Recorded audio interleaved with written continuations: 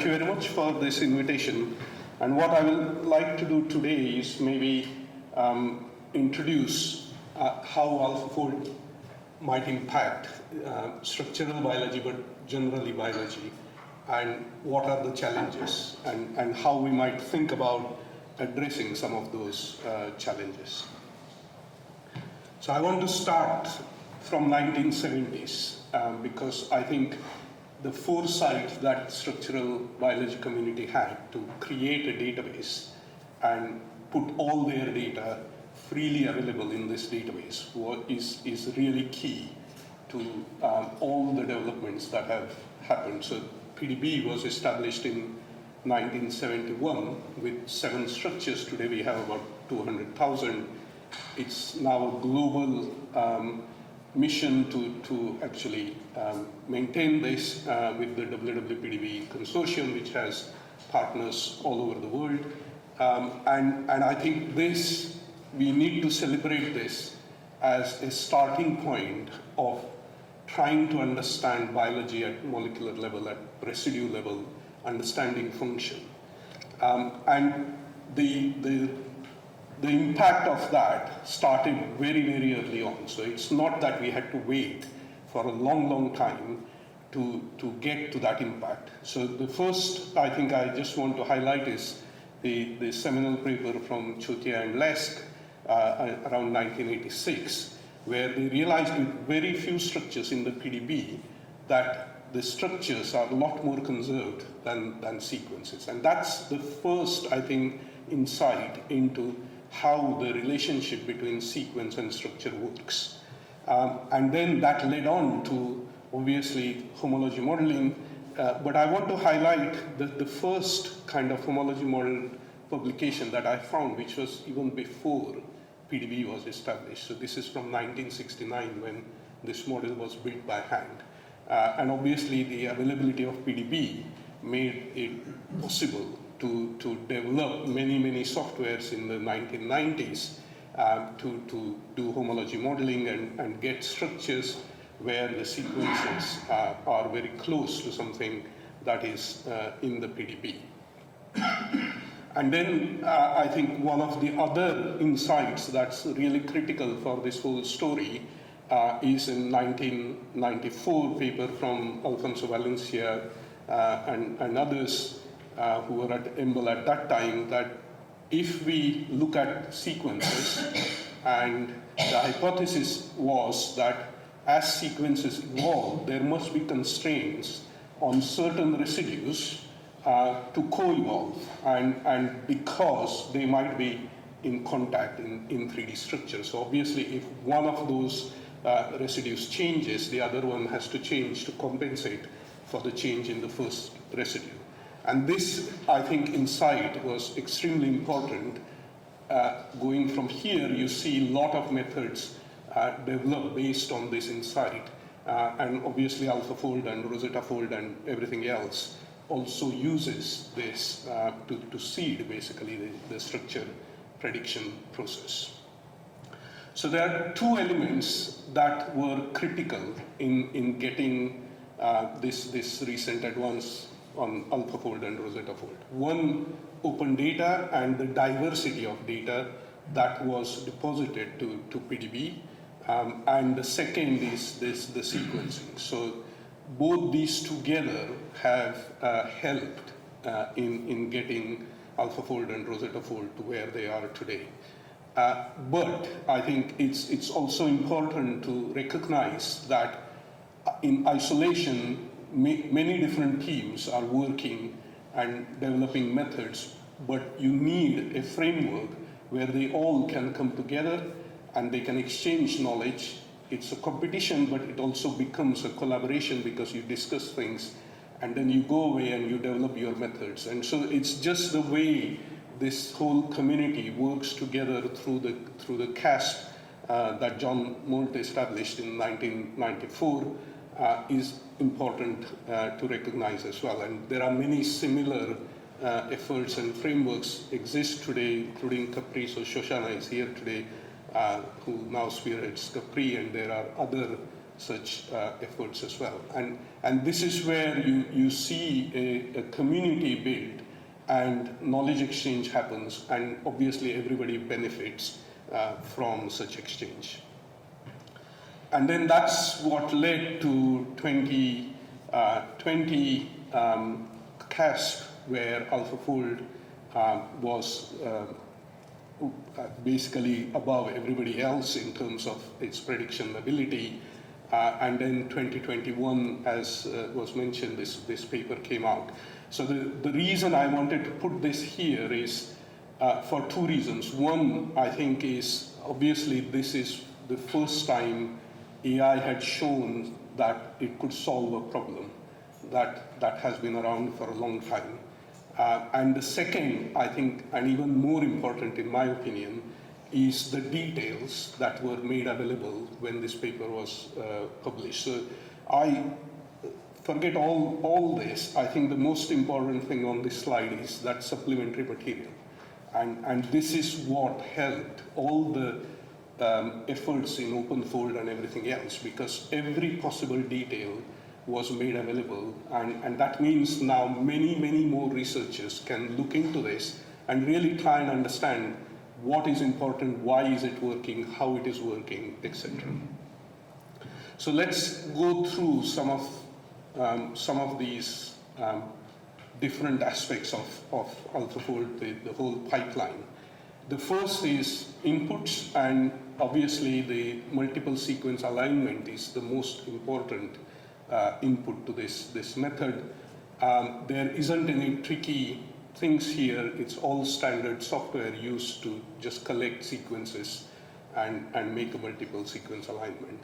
As a rule of thumb, you need to have enough sequences to seed this coevolution information, which means about 30 or possibly more than 100. The input sequence is obviously the other part that goes in, and this is what you are then creating this matrix. And what throughout this process, what you want to do is basically fill in this matrix to say what is the relationship of a residue pair. And that's what this whole pipeline is about. And the third aspect of it is you can give a template. And obviously, if you give a template, what one might think is that does have impact, but it's not very clear how it impacts or whether it impacts at all. Obviously, there are papers which now show that if you don't have MSA, then template does have impact, and AlphaFold does take into account that particular template. And so it's really important to understand why we are giving certain inputs and what impact they might have on the prediction that we get at the end of it. The second bit of it, which is the kind of black box in the sense, I haven't seen exact explanation as to how this works and why it works rather than how it works. But what you are getting here is you are filling in this pair representation. And you start from the MSA, you have certain seed, but as you go through the pipeline, you are filling in more and more details, and you are going beyond just the couple of coevolution pairs you might find, and getting the relationship between these different residues, which obviously then you can put into the structure module. And what it does is basically all the residues are at the origin at that point, and now it knows what the relationships are, it transforms them and creates a structure, and that's your starting prediction. And there is another network that also does the side chain, and so then the final structure is achieved through some relaxation, because obviously just rotation and translation of residues from origin to their place is not going to give you a proper protein structure. You need to have proper bond length angles, etc., where possible, and this is what this relaxation process is doing, but it's heavily constrained by the relationships that are found in this matrix. And so it's not a normal relaxation process. It's a heavily constrained just to make sure that the final structure resembles a protein structure. And then, obviously, what you can do is you can have these evoformal blocks and you can have many, many of them, or you could take this initial prediction, you feed that back in, and that means you are not just repeating these evoformal blocks, you are providing it with additional information. So the starting point now is a updated matrix and the MSA, and which means the next block is going to have a much better starting point than if you just had these blocks one after the other. And so this is my thinking that the recycling works because every time you start recycling, you are starting from a much better place in terms of getting the final prediction. But all that, if we think about it, maybe homology models were as good. They had their own limitations, but the models were good, right? So if you had a PDB model, then you could obviously get a homology model that was good. So what is so special that makes these new methods so useful? And I think the most important thing that comes out of it are these confidence metric.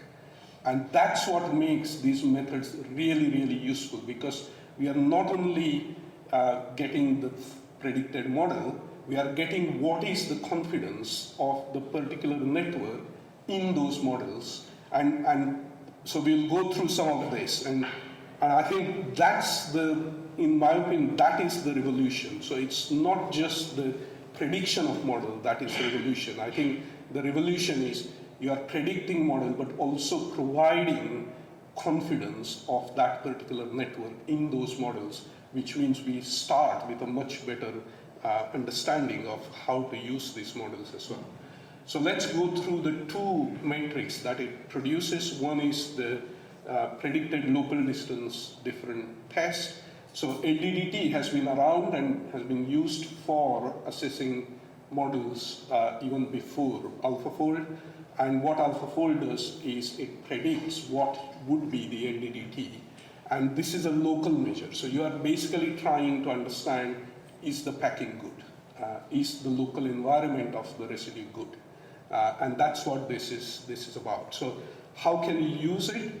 So AlphaFold gives PLDDT in a range of 0 to 100. So anything that is above 90 or above 70 is a good predictor. So if it is above 90, even the side chains would be in really good place. If it is above 70, you can rely on the backbone, but you have to be careful about the side chain. And then you have PLDDTs below 50, which analysis has shown that they resemble the part of the sequence which is intrinsically disordered. And so one of the questions is AlphaFold predicting intrinsic disorder? And the answer is, at least in my opinion, it's not. What it is doing is it is so good at predicting the structured part that as a consequence we get a region which is not structured, and some of that might be intrinsically disordered regions. So not all of it will be intrinsically disordered regions as we know it. So this is the way you would use PLDDT. And then the question is that enough? And I have seen many people in many papers only use PLDDT. And I just want to go through the PAE and why it is so important that you use both the PLDDT and PAE. So the problem is we now have confidence in individual residues, but we also need to understand what is the confidence in a pair of residues. What is the relative position of a couple of residues, and what is the confidence in those relative positions? And PLDDT doesn't give that because by definition it is local. And so this is why we have the other metric, which is the predicted aligned error. So what we are doing is, if you had a true structure from experiment, let's say, you align a residue and then you find distance with all the other residues, and what is the error that you would get between the prediction and the true structure. It's not symmetric, this metric, but it's close enough. So if you had loops, and you can think about it, if you had structured part, it would be symmetric, but in the loops it may or may not be symmetric. So this is what this PAE does. So how would you use it? So let's take this example, which was all blue, which means PADDT scores were really high, and see how would you use the PAE. So let's take two residues which are in the same domain, and this is the PAE plot that you would see on the website. For example, green is good, white is bad. Green means very low error in the relative position. White means the network thinks it's got it wrong, basically. It could be anywhere within 30 angstroms. And so if we look at these two residues, they are in the green region, which means the relative positions of these two residues are predicted with really high confidence. But if we look at the residues in the two domains, these two, for example, and plot them on this PAE plot, they are in the white region. And what this is telling me is that the prediction we have, where you see this two domains placed as they are in the coordinates, it's just a coincidence. They could be anywhere in space. And this is really, really important to make use of when you are looking at these structures. So this is just one example of how you could just lead down the path if you don't use these two metric. So this is a export in, and obviously the function is to export from the nucleus. Forget about the PLDDT and PAE for now. Look at the structure. It's a barrel with nice pore in the center. Obviously, you can start thinking about that pore has the function in terms of exporting from the nucleus, but at the moment there is a helix there. And so you can start speculating about whether this has a functional relevance and whether this helix is kind of a cork and this is an inactive state and something happens and the helix comes out of this pore and it becomes active and all that. And then let's look at the metric, PLDDT and PAE. So the first thing to observe is that this particular helix, the PLDDTs are low, which means the confidence in the prediction of individual residues is low. But even more importantly, the PAE plot is telling us that the relative position of this particular helix, which is here at the N-terminus, with respect to the rest of the protein, is predicted with really high error, with very low confidence. And so it's just a coincidence that that particular helix is sitting in that pore, and it has no consequence, no functional relevance, and at least not based on this model. Right? So this model is not telling you anything about that particular helix. So I can't emphasize it enough. It's really, really important to use both PLDDT and PAE when you use these structures. Okay, so we're done with the method itself. Now let's see the developments that happen next and how that is going to impact life science research. So this is just a timeline of all the dates when we discussed certain important things and then launched the database. And as you can see, it was within about 3 to 4 months, which is quite an achievement, if I say it myself, because doing something like this requires discussions on many different things, starting from what we are going to put into the database, how we are going to organize it, and how we are going to display this information and all that. And some of it will come back in the slides that I have later.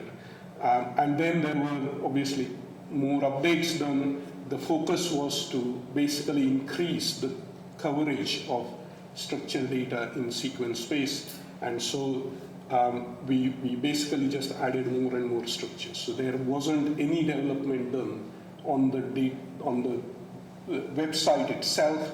It's more data. And so we now are up to 214 million structures in AlphaFold database. And as you will see in the slides, I think this is really one of the most important data sets that we now have after the human genome. So what are the limitations? So the database obviously carries all the limitations that the method has, and some of these are listed here. So the first is these are individual chains, individual protein sequences folded. They don't have their context. So most proteins work in complex with either small molecules or other macromolecules, and those are missing. And so that's important to consider. Having said that, you can look at examples and really be amazed. So this is just two examples. One is a homodimer, and you can see the prediction and the crystal structure exactly identical, including the loop that makes the interface in the homodimer. And the second one is even more scary and amazing. It's a DNA complex, and there is a loop that goes around the DNA, so it's hugging DNA like that. And even that is predicted perfectly in the AlphaFold database. And so the only thing missing there is the DNA. Everything else is really good. And these are anecdotal things, and I can find you another 10, but that doesn't mean every prediction is going to behave like this. And so that's another thing to remember, that just because you see one example doesn't mean that AlphaFold itself is able to do it repeatedly for all the other examples. The second thing, again, you see here examples of ligands, and we will hear more on AlphaFill how this is useful in filling in the ligands. But you can see here a metal ion and all the side chains are more or less in the right place. There is a hole there where you can put in metal, and that's perfect. Similarly, this iron sulfur cluster, you can again see there is a hole there. Heme, you can see a hole there. But again, I can again tell you tens and hundreds of examples, and we'll see more from the AlphaFill talk. But that doesn't mean every one of those proteins is going to give you this type of information. So you have to be careful when you use a model that you want to use, and make sure that you're looking through it carefully. Right, so the next thing, there is no dynamics. And this has been, I have a slide where it's really becomes interesting, but in the database there is no dynamics. AlphaFold doesn't predict dynamics. If you get many multiple structures from AlphaFold pipeline, again, I can show you examples where you can interpret them as dynamics, but then there will be hundreds more where you can't. So it's not predicting dynamics. If you get it, you are lucky if you validate it. But it's not predicting dynamics. As I said about intrinsic disorder, I won't repeat that. It's not trained to predict effects of mutations. There are papers which say if you mutate and predict, you get low PLDDTs, etc. Again, there are 5 examples in that paper, but it's not a characteristic of AlphaFold pipeline to predict an effect of mutations. In many cases, if you change one residue, you might get exactly same structure. So you have to be careful. You can obviously use your knowledge and other tools that are available in conjunction with AlphaFold model, like people have done with PDB models. But again, it's not AlphaFold which is doing it. So all this means that when you look at a model, it may or may not lead to a hypothesis. And if it does, well and good, you can design experiments and validate it. And we'll come back to this. How are we going to validate these structures? How are we going to make sure that this becomes a really useful resource for people who are not trained in structural biology? Okay, so where are we with AlphaFold database usage impact? I don't have to say much. Lots of usage, lots of papers citing the method, lots of different applications in many different fields, etc. So let's just skip that, go to the next thing, which I think is the main impact in terms of structure coverage. And so when the database was launched, obviously we had 21 different proteomes covered, and the impact was that we went from about 17% residue coverage for human proteome to about 92% coverage. And that's important. So now we have models, which means these are all hypotheses. Now we can start designing experiments, start understanding biology. Don't have to wait necessarily for experimental structure, caveat, all the things I said before apply. And you have to be careful what and how you are using this. Why this is useful is because one of the things we knew about human proteome, or was predicted, was about 30 to 40% of the residues are disordered. And the models reflected that. And that's why there is at least one known fact or known information about human proteome is kind of reproduced through these models. So there is something there that we can start using and designing experiments. But in my opinion, the most important impact has been proteins are no longer seen as having a well-defined compact structure. And I think we got used to looking at really nice images and really structured things because of the experimental limitations of what was deposited to PDB. But proteins are not like that. Proteins have these disordered regions. And this, I think, is the biggest change in the mindset of almost everyone, I think, when they look at these structures. And this was a conscious decision. There was a big discussion about what should we put in this database. Should we just take the structured parts and put them in, or should we put the whole thing? And we made a decision that we put in everything for two reasons. One, because we wanted to distinguish these predictions from experimental structures. And this is one obvious way of doing that. And secondly, as it turns out, this is information, because in most cases, these disordered regions are disordered in the protein. And so it has helped, I think, change the way we think about proteins. And this is going to change, and is changing already, structural biology. So there are a couple of papers here. This is from yesterday, day before. But we have to remember, structural biology was never about having a structure. It was always about understanding function. And so now it's just becoming more evident that that's what we have to do for every biological problem that we apply structural biology to. And the predictions can help you in many different ways. So they can help in terms of designing the sample, the constructs, and obviously in solving structures as well. And have a look at some of these papers. They are really interesting. So you can almost have a pipeline now that, given a X-ray data, can just solve the structure in most cases. So everything is changing, how we look at structures and what we can do in terms of structural biology studies. And these are just three examples I have. So this is one where you take cell extract and you fractionate it and you put it on EM grade.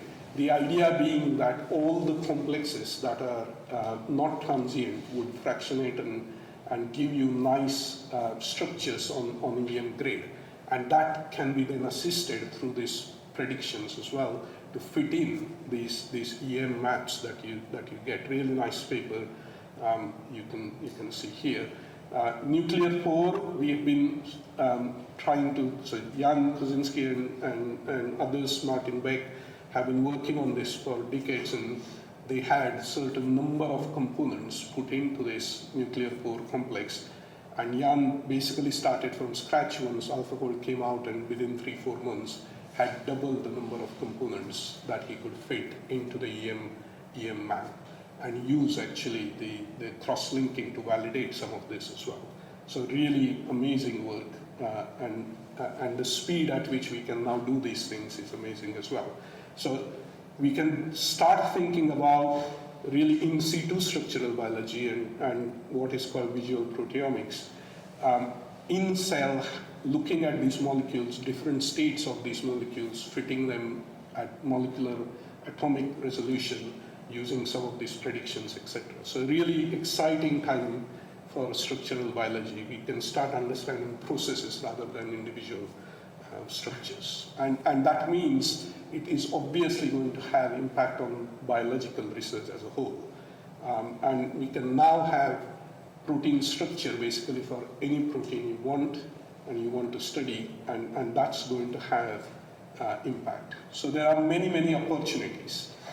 First, just bioinformatics. So we're used to dealing with 200,000 structures. Now we have to deal with 200 million structures, with ESM4 now 800 million structures in total, and just the scale of it. And we need methods that can cope with that scale. So there is a huge opportunity to think about methods that are scalable and can work on this huge amount of data.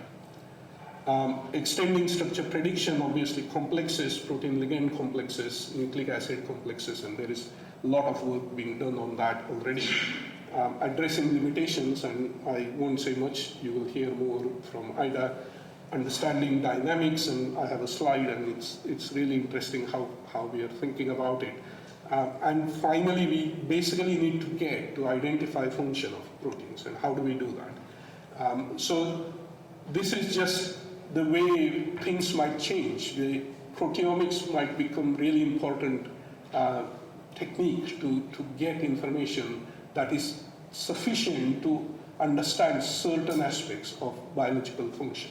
So for example, there are these 3 papers, one on just mapping all the PTM information on these predicted models and trying to get some new potentially regulatory sites, understanding that, and then design experiments to validate it. Or chemical cross-linking and trying to understand which complexes exist and how they exist and things like that and their structure. So this might become really important technique, this or hydrogen deuterium exchange, depending on what question we want to answer. And so it's really important for the proteomics community to develop the necessary data standards and archive this data so that we can use it in conjunction with these predicted models to validate them as well. This is a nice, I think, way of thinking about the whole process of how AlphaFold predicts a model. So this is a paper from Sergei Ochnikov, and the idea here is you are looking at coevolution and seeding the initial kind of structure. What if you remove certain coevolution pairs? So if we think about it in experimental context, you have NOEs in an MR and you remove certain NOEs, and then you get a structure from the remaining data. The problem there is we don't know which NOE to remove, because if we remove one, which is the most important one, we might never get a structure that is meaningful. But this is not the case when we think about this, because what we are doing here, and this is where I want to highlight this paper, is you are taking the evolution, you are taking all the sequences, you are grouping them, and so in terms of constraints, if we think about it, evolution has taken care of giving you the right signals at different points in evolution. Obviously, this is not going to work for every protein we look at, but this is a really nice concept that I had not thought about or appreciated. The way you would do this is to then group these and get structures, and it might end up giving you information about the different states, depending on how evolution has modulated these things. And so really important kind of thought here, I think that can be explored a lot more. So what are the challenges with all this abundance of structures, about 800 million and counting, and maybe many billion now, with all the different labs predicting their own structures. So the first and foremost is fragmentation. We have all these different databases with all these predicted models. How can we make sure that those become accessible and we don't just keep predicting the same structures again and again? We also need common data standards so that they can be used by pipelines in the same way. And so that's one challenge. lack of training, and I'll come to that, validation as I have mentioned, and making this useful. So how do we add the biological and medical context to these structures and make them interpretable for someone who is not really structural biologist? Because at the moment, all this information is in publications. It's not in a parsable form in a database that we can easily use. So the first thing is data standards. So we have something called Model SIF, which is used by AlphaFold, RosettaFold, Model Portal, many different databases. And this is a standard that is used by PDB, the PDB XMM SIF standard. This is an extension of it. And so you can add a lot more information to it, validate that that information actually relates to the data that you are providing. And so in terms of data standards, we have got our act together, we have something. How do we create a mechanism by which you provide access to all these different data sets? And so we started this project called 3D Beacons in 2019, anticipating that this is going to happen. Because AlphaFold 1 had already shown that predictions are becoming better and better. And so the idea here is we work with all the different resources that have data, and we have common APIs and we have common standards to make that data accessible. And so you can come to one place and search for a protein model. It goes to all the different data resources, brings back the models that you have. By definition, you get the quality of those models, etc. And so this is already there. Many different data resources are already part of this. So then let's get to training. So we now have access to data. How do we use it? So the first and foremost is who are the user communities? And then if we have non-structural biologists accessing this data. So for PDB, about 95–99% of our users are non-structural biologists. So I don't see why that would be different for these databases. And so how do you find structured data for your protein? How do you assess the quality? How do various structures differ if you have multiple structures? How to use these models to understand function? What are its limitations? A really important question. And so I think we need to really think about, as structural biologists, bioinformaticians, the training material that we need to produce to help all these users interpret these results, both from experiments and from predicted models. So this is just what happens when you don't have enough training. And so the challenge is that we guard against our experimental data sets getting contaminated by predicted models put in without thinking in some experimental data that doesn't even support that kind of fitting of predicted model. So this is just one example. So as it says here, we have to guard against human silliness, although we have made strides in artificial intelligence. So that brings me to a really important point of validating all these things. So the way I look at it is we at the moment have a 3D tremble. So for those who don't know, UniProt is two parts, SwissProt, which is the manually curated data set, and Tremble, which is translated from gene sequences and then annotated automatically. And SwissProt is about probably 2–3%, and the rest is all Tremble. So what we have in AlphaFold Database or ESM folder, whichever you take, is this Tremble. And we need to validate it, and we need to provide information in a way that these structures can be elevated to a SwissProt level, which means they become a lot more useful and a lot more reliable in terms of their use. So how do we do that? And this is where I think there is a big challenge, because it's no longer just the traditional methods that would do this. There will be methods like cross-linking, chemical footprinting, HDX, other methods, functional analysis, mutation analysis, biochemical experiments. All these add value. All these can be used to validate these protein models. And so how do we capture that? How do we say to a user that this whole model is validated or just part of it is validated because we have a data set here which explains why this model, or this model explains that particular result. And so the challenge is, as a community, we have huge amount of data, and we need to work together, coordinate in getting all this information which validate these models together and make it accessible for people who can then use it in their experiments to understand biology, to understand biological processes. And this comes to then making this data useful, because we can see this is just a volume, maybe shape here. Once you make a trimer, even nicer shape, doesn't mean anything if you don't know what it is. You need to start adding extra information. Just a simple thing saying this is the spike glycoprotein gives you slightly more information. And then you start adding ligand binding site, known variants, etc.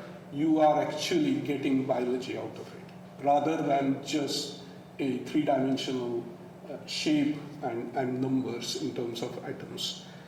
So this is where we need to enrich these models and provide this structural and biological context. And we started this work on the PDB side in 2018 with PDB knowledge base. And so this is a community-driven resource where people deposit structures to PDB and they deposit annotations to PDB knowledge base. And we have about 33 different groups now in different countries who take PDB data, analyze it, enrich it, and then deposit some of these annotations to PDB knowledge base. And I don't have time to go through how we then make use of it and create knowledge graphs from that. But what this emphasizes is we need to start reimagining how we are going to make this data available, what kind of data structure and infrastructure we will need to make this data available. So as I said, 3D Beacons is one attempt to make sure there is integrated access to all structured data. PDB KB is a way of bringing in annotations.